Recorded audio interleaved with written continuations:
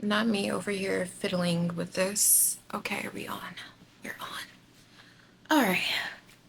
What's up, you guys? It's your girl, Assataamani, and we're back for yet another YouTube video. So in this video, as you guys read by the title, is pretty much going to be on how true beauty is actually internal.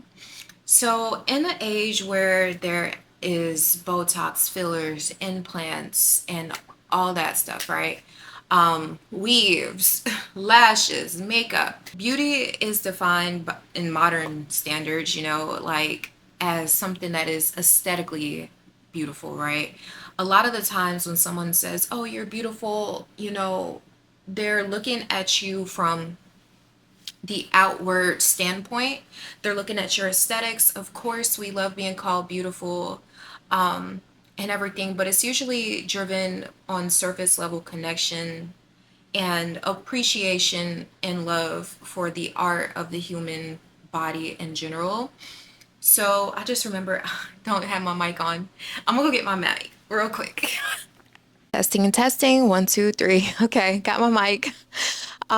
So a lot of the times we kind of view beauty from the aesthetic as point. Me, when someone says that I'm beautiful, I'm gonna be honest, it makes me feel amazing. It makes me feel seen. It makes me feel appreciated. But I feel like the best compliment, and it may just be because I have a Leo moon, the best compliment usually stems from who I am as a person, the work that I do, the creative things that I'm able to create, and just being artsy and stuff and being appreciated for who I am as a person.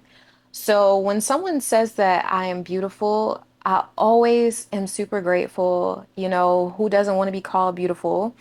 Especially, in a society that you have trolls and stuff that, pick you apart online, especially people saying things that they wouldn't necessarily say in person. But I said all that to say, I think that the best compliment and the best version is when, like, the best compliment is when someone actually appreciates the internal beauty. And that's exactly what I wanted to touch on. So for me, I love doing my hair. I love doing my makeup. I don't have any implants, any filler, or anything like that. But I am not against those cosmetic procedures. I think that women should do what makes them feel empowered. I think that anyone actually should do what makes them feel empowered because at the end of the day, you only get one life, right? You're only living in this life, at least if you don't believe in the afterlife or you don't believe in reincarnation. So with that being said, I think that internal beauty to me just means that something that is like a diamond in the rough. I feel like I have that diamond in the rough, grounded, down to earth type of vibe, type of aura.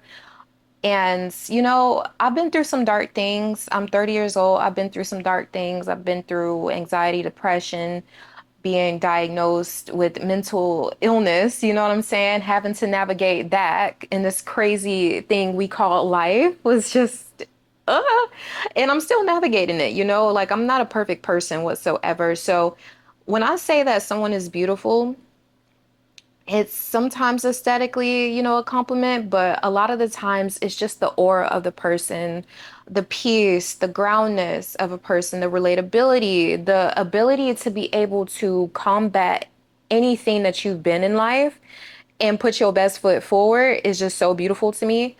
Especially now, like I know hustle culture is like a thing in general for men and for women to keep working, keep doing this, keep showing up, keep looking perfect. And I think that at the end of the day, we have to take a step back and we have to stop comparing ourselves and our journey to other people. And once you start doing that, y'all, I promise you, if you're struggling with self-confidence, self-love, or anything, you're going to start to feel a whole lot better about your situation and about your life when you stop comparing yourself to other people. Because it literally took me years and years of building self-confidence, building self-worth. And I feel like this is something I can really touch on outside of weight loss and wellness and you know what I'm saying? Like living your everyday life, making art or whatever the case for me. Like at the end of the day, I feel like the most beautiful thing is the power of the journey, the power of defeating all odds, the power of the underdog. You know what I mean? So that's kind of like where I'm at with it when it comes to self-love. It took me a lot of years to build my confidence after, having my daughter, after going through mental health crisis and all that good stuff. And it's not something that I'm ashamed about, which is why I talk about it. But through the trials and tribulations, because none of our struggles are bigger than anybody else's, right? Like just because, oh, Assata, you had to wear grippy socks. I said fuzzy socks. Oh, Assata, because you had to wear grippy socks before, you're not beautiful. You're not worth it. You're not worthy. You know what I mean? No one's struggle is bigger than the next person, y'all. We all struggle. And if you're basing your beauty off of you aesthetically, which sometimes is needed, when you want to stunt a little bit, but if you're always basing your beauty off of aesthetics, you're never going to be happy. You're never going to be happy. If you constantly chase an aesthetic that literally God already gave you. You was born with the aesthetic. God is there 24/7, not to push religion, but you are already born with that aesthetic naturally, internally. You just have to be yourself, wise up, go through things, yes. And I'm not saying that you necessarily have to go through things in order to feel worthy, because you don't have to struggle in this life. You really don't. We all have problems, we all have issues. Your problems are no bigger than mine, my problems are no bigger than yours. And we all struggle internally and have our own issues. So I said that to say you still don't have to struggle at the end of the day. If you want to choose peace, choose peace. You know what I mean? So I feel like once you start to choose peace, especially as a woman, whether you see yourself as attractive or non-attractive, once you actually start to piece together who you are internally and build that self-worth, I promise you, I'm not lying, and I'm not just saying this. My therapist didn't tell me anything about saying this or nothing. But once you build that self-confidence and that fearlessness and just keep going, you're going to start to see yourself in the same mirror that other people see you.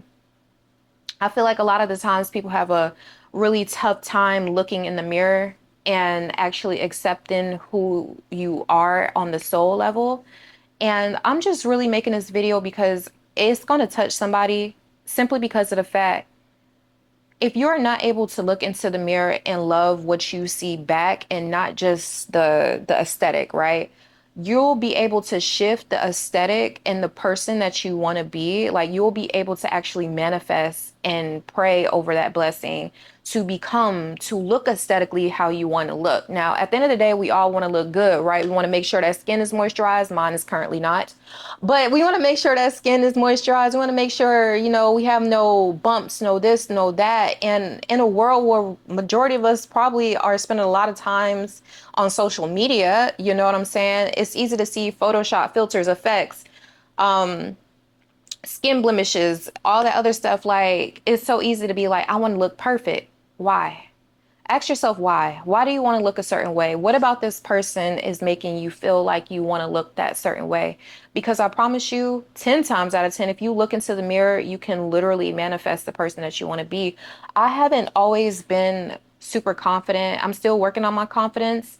I haven't always been super, what's the word that I'm looking for? Like super, like I'm all that in a bag of chips. I had to get to a point where I had to accept, Assata, you have back me. You got little dark marks all over your back. You got PCOS, which means that you growing hair. Like, people may look at me aesthetically, like surface level me, the physical form of me, and be like, that's not supposed to be there. That's not supposed to be there. You know what I'm saying? So at the end of the day, I think it's really important to actually find yourself and love yourself for every bump, every hair, everything that you have going on. Yes, it's okay. Y'all know I love me a good wax, to get a wax. If you grow hair under your chin, or like, I'm just a hairy girl. I'm actually Black and Puerto Rican, so just hairy, and I have PCOS, so my hair grows super fast. But I said all that to say stretch marks and stuff. Like, I had to learn to accept stretch marks. I had to learn to accept certain things, because I know what it feels like to be down in the dumps, looking aesthetically crazy, literally. And what it means to look into the mirror, see my soul, and basically manifest the woman that I am today and the woman that I will be. As you guys know, I'm doing a 6-month lock-in. If you watched my last video, you already know what I'm focused on, whether that's wealth, finances, religion, spirituality, community, and everything like that. So Y'all know that it's gonna be a little glow up coming, okay? But I kind of already feel like it's about the journey, you know what I'm saying? Like, I already know I am that person, you know? So it's about the journey and about the things that I'm learning along this 6 month lock-in. It's really a life journey, if you want me to be honest, but I know what I'm learning, and I know what I'm learning about myself as a woman today. So yeah, I look back and I'm like, girl, you've always been beautiful. You know, I be looking at my high school pictures like, you know what, girl, I see what you was doing, but at the same time, I'm low key like I used to look like a duck. Like my clothes was always nice. I had my hair shaved, I had my TWA, I had my natural hair out. Like, and I feel like cutting all my hair off, little caveat, but cutting all my hair off in high school at 15 literally taught me that beauty is internal and that I am not my hair, I am not my skin, I am the soul that lives within, baby.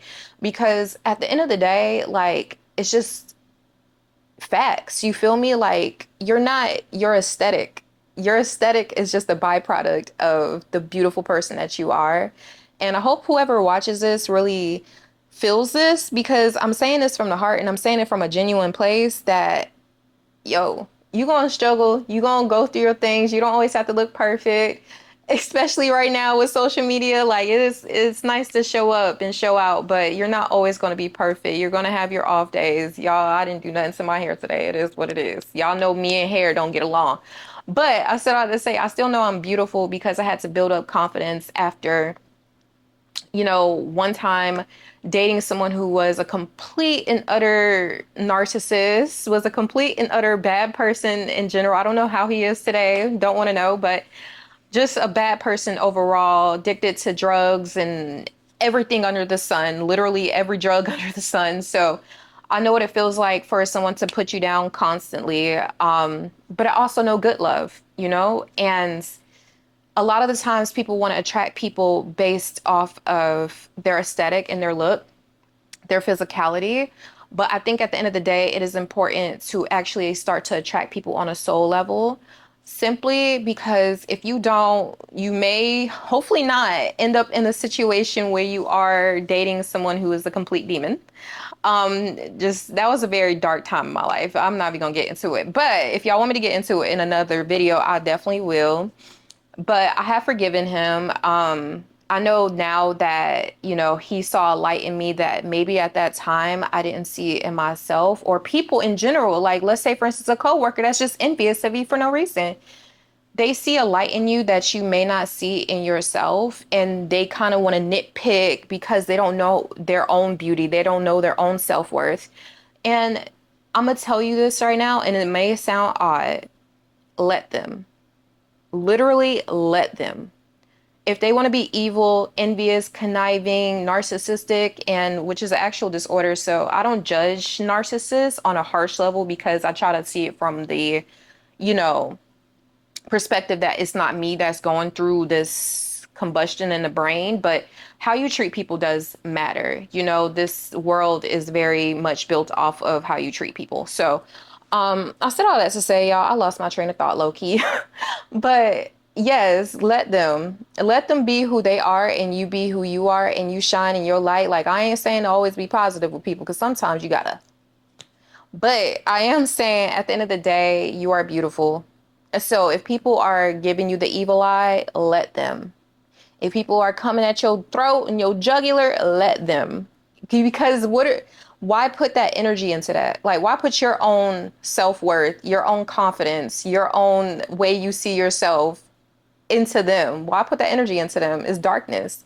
You know, like then you're going to be dark. So yes, just accept who you are. At the end of the day, aesthetics are beautiful. I love me a baddie. I love me a good looking man, you know, so there's nothing wrong with aesthetics and how you attract people, whether that's on a mental connection, because I am sapiosexual, or a physical connection. However you want to attract them is perfectly fine. But I want you to actually start to do your own homework and search within yourself. And yeah, that's pretty much all I have to say about internal beauty. If you guys want more videos like this, make sure to subscribe and like this video before you leave, and I'll catch you next time. Bye.